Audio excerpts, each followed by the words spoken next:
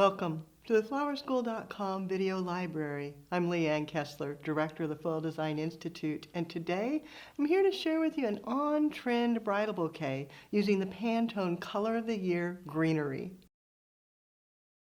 The choice for the color of the year, greenery, was fabulous for florals. There's so many great things. I looked up at florabundance.com and found under their green category a list of all the different flowers. And you can see roses, carnations, green trick dianthus, scabiosa, variegated tulips, absolutely stunning, and cymbidiums, so many different things. And this is just a touch. There was way more.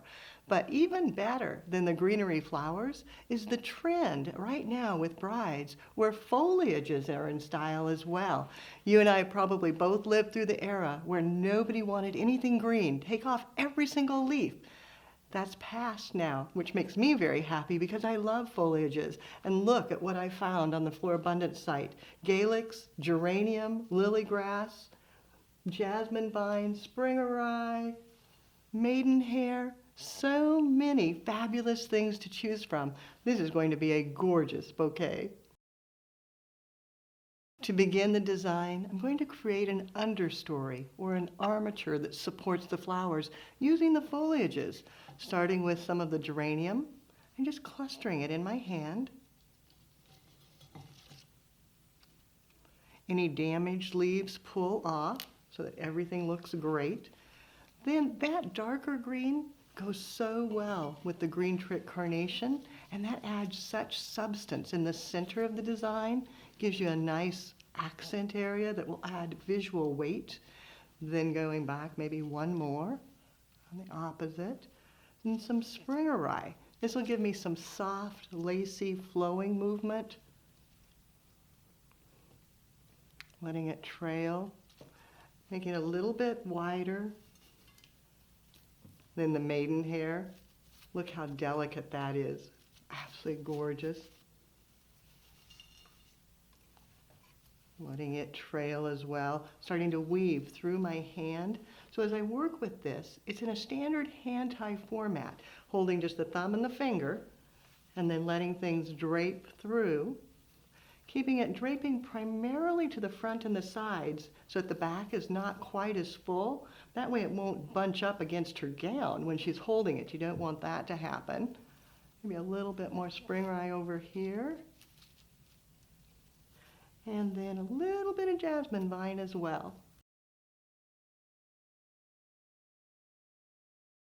Now moving on to the lighter tints of greenery. The mint green carnations give great contrast to the darker color. Feeding it in. Just kind of twisting back and forth till it goes right down in. Sometimes it's a little bit tricky. You don't want to push too hard because you don't want to break your stem. So if you just twist back and forth, it will swivel its way down in. Beautiful green roses. I've already removed the foliage and the thorns from the roses because I didn't want that to be in my way. Feeding it in. The more open roses, bringing down towards the center front, filling in the accent. And then continue to have a basic round bouquet, but with a few flowing lines. Next, I add the more delicate blooms and the lighter weight, so the scabiosa can feed in. Their stems are so straight and strong. You can just feed them and then pull them down.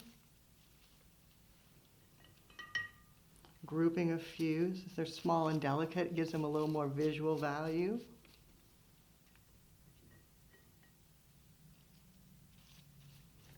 And just dotting them in here and there for pretty. Then the tulips, they have such a nice drape, letting them come out to the side. Remembering that they'll continue to grow, so not letting them be too long. Tucking them in.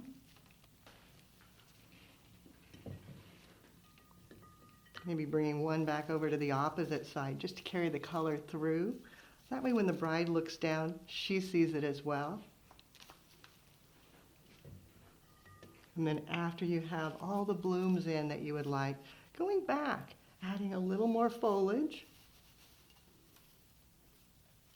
Letting it drape. Maybe some grasses. And then collaring it with the Gaelics to cover your mechanics. To secure it together, I love to use raffia. It's a natural material, doesn't stretch, doesn't weaken if it gets wet, all those wonderful things. Just wrapping it around 3 times, nice and secure.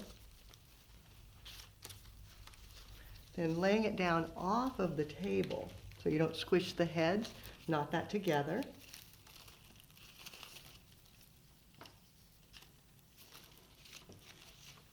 Then determine how long you want it to be, which is usually about 2 hand lengths, and go through and cut it down.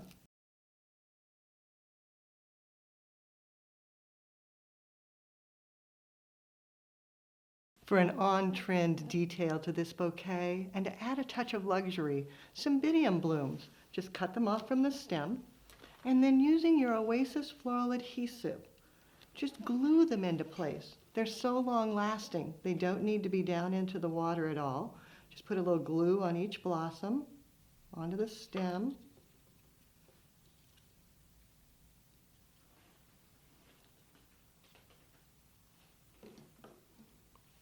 And then just tuck them right in between the blooms,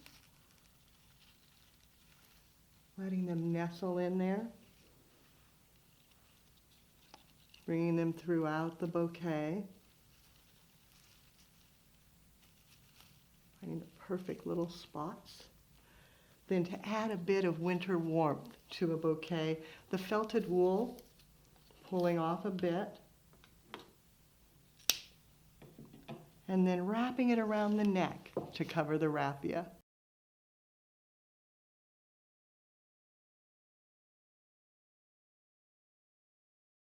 What a fabulous on-trend bridal bouquet.